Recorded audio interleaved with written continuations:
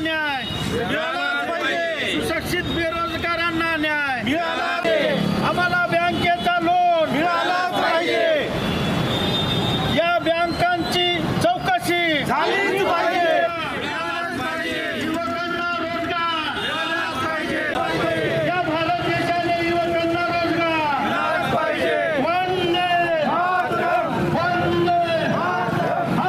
जिल्हा उद्योग केंद्रांतर्गत एक योजना आहे, मुख्यमंत्री रोजगार निर्मिती कार्यक्रम PMEGP आणि पंतप्रधान रोजगार निर्मिती कार्यक्रम PMEGP CMEGP अशा दोन योजना आहेत, जेणेकरून सुशिक्षित बेरोजगार स्वतःच्या पायावर उभा राहिला पाहिजे, त्याचा उद्योगधंदा तो सुरू केला पाहिजे, अशा प्रकारची ही योजना आहे।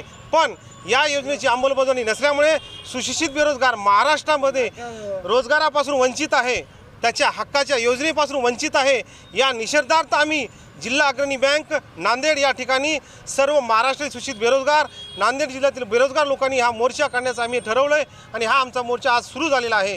तरी हा आमचा पहिला मोर्चा आहे। येणाऱ्या काळात जर आमचा मोर्चा बघायचा असेल तर नांदेड जिल्हा पूर्ण बंद केल्याशिवाय आम्ही राहणार नाही। शासन आम्हाला बिलकुल न्याय द्यावा लागेल, नाही दिल्यास आम्ही कुठलीही भूमिका घेऊ।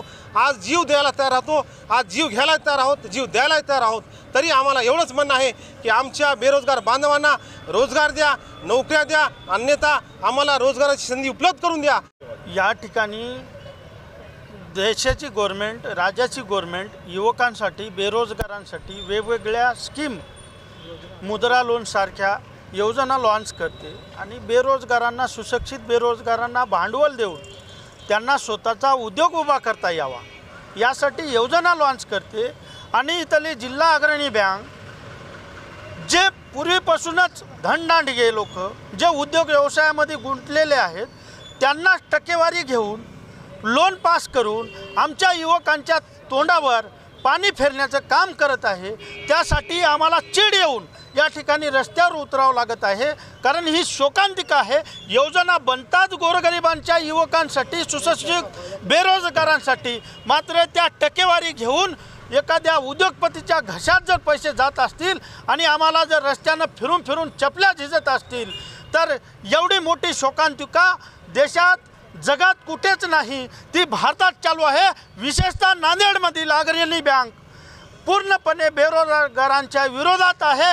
मागच्या 5 वर्षापासून एकही फाईल यांनी काढलेली नाही। बेरोजगारांनी कसे उद्योग उभे करावे आणि कसा रोजगार निर्माण करावा। सुशिक्षित बेरोजगार लोकांसाठी आम्ही हा जो लढा लढतोय तो आता सध्या आम्ही अग्रणी बँकेवर हा जो मोर्चा आहे आयोजित केलेला घेऊन जाऊन सगळ्या गोष्टी आम्ही त्यांच्याशी बोलणार आहोत। त्यांना बोलून जर काही होत नसेल तर आम्ही सरकारला या बाबतीमध्ये सडेतोड उत्तर देऊ। त्याच्यामध्ये आमच्या मागण्या एवढ्याच आहेत की सुशिक्षित बेरोजगारांना कर्ज वाटप व्हायलाच पाहिजे, त्यामध्ये त्यांच्या विरुद्ध अन्याय होतोय, तर हा अन्याय आम्हाला बिलकुल होऊ द्यायचा नाही आहे।